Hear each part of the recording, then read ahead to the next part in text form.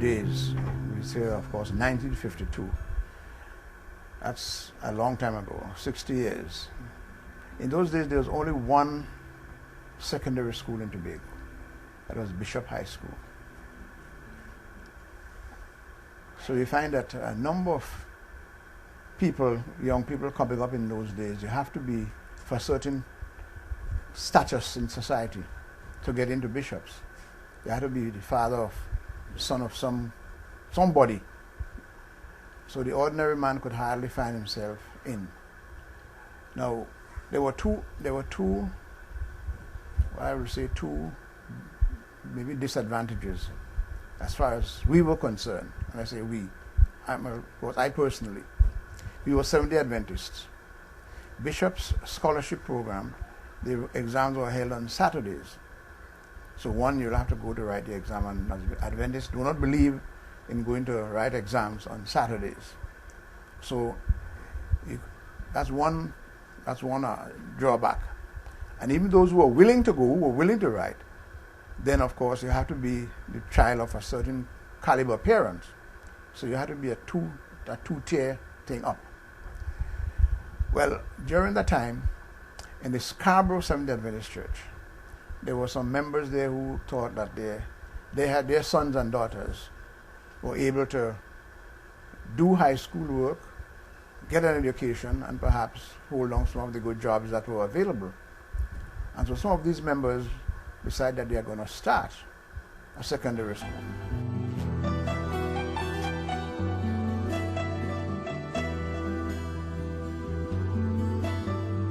There were people like the Grahams from Wim, the Beards from Wim, at the Union. There were the Quashies from that same side. There were the Mills family from right in Calder Hall, right here. They were like the main members of the Scarborough Church. And they decided they're going to start a school.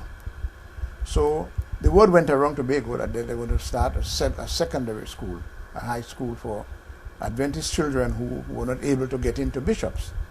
And so they decided we're going to begin. And the word went around. I don't know how it went by letter or by word of mouth usually. It was word of mouth. The word came around. And so we decided that my parents decided they're going to get me into school. By that time, I already passed Standard 7 about 2 or 3 times, age 16, 17. And you're still in school because there's nothing to do out there, go to trade, learn some trade or something. So at that point in time, we decided, well, since the school is going to open, and that was on the 4th of January 1952, first Monday in January it was, 1952, the school opened.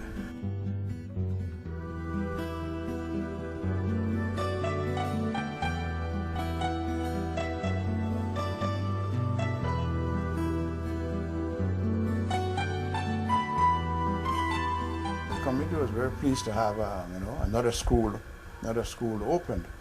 But as everything else, people wait to see what is happening before you get like an influx, So they said we began with just about 14 students the first term,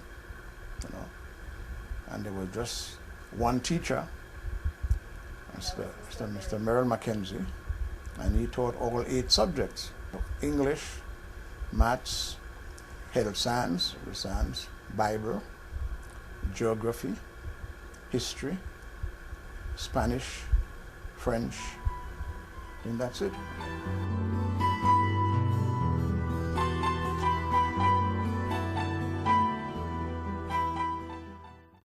We had one open shed, called the shed. It was an annex to the church, and you just had like what you have BRC, blocks at the bottom, BRC at the top, and we used to call it the cow shed, right? And then of course, as the weather changes, you have problems. When the rain falls, it blows in. When the sun is hot, when it makes 2 o'clock in the afternoon, the sun comes in from the western side. So it was a rough kind of stuff, but at the same time, we were concerned about education. We were more concerned, because I said we already passed, most of us who were there were students who passed Standard 7. once, twice, or more, 3 times. So when we get in secondary education now, we were just concerned about learning and seeing what is there. So the state of the building was not a great concern to us. You can hardly locate it now, but that's where Gift Building is right now. This coming down where the road is that goes up into the building from the street across from the park, from the car park. That was a whole banana plantation was right there, and in front of the bananas were the latrines. So we had these pits, and the latrines were there.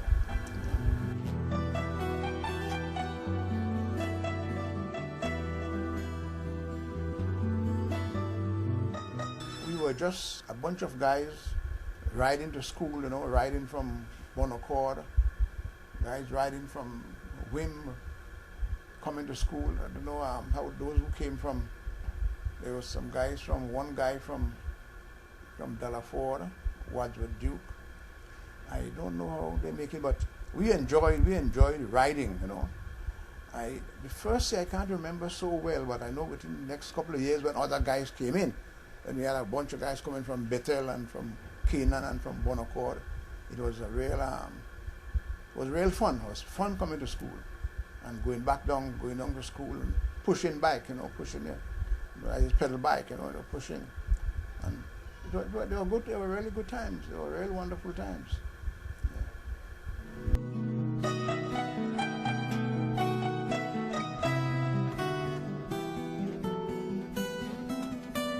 There was no uniform as such.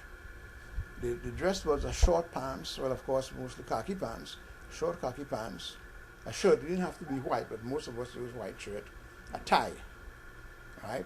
And you have a tall socks, short pants, and a tie, right? So there wasn't any particular, there wasn't a uniform as such. Till later on, there was uniform for the girls. The girl uniform came in very early. I don't know if it was the beginning, but the uniform they're wearing now, the same uniform the girls wore in the beginning, except now they have a 2-piece, but at that time it was a 1-piece. It was a dress, right? But now they can have a dress or they can have bodice and skirt, right? But the boys were coming there with their short pants. Later on, of course, I knew when they changed to long pants. After Form 3, they could get into long pants. And I remember a story with Mr. Woods. Mr. Woods had a problem with his long pants because he was one of the guys who had to get into his long pants. He was in short pants, and after Form 3, he had to get into long pants. So he did a job on his daddy there to get a long pants made.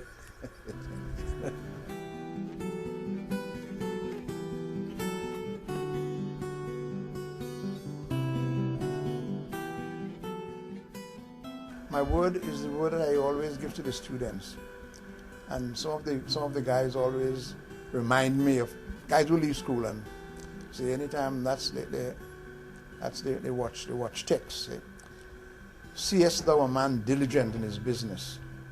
He shall stand before kings. He shall not stand before mean men."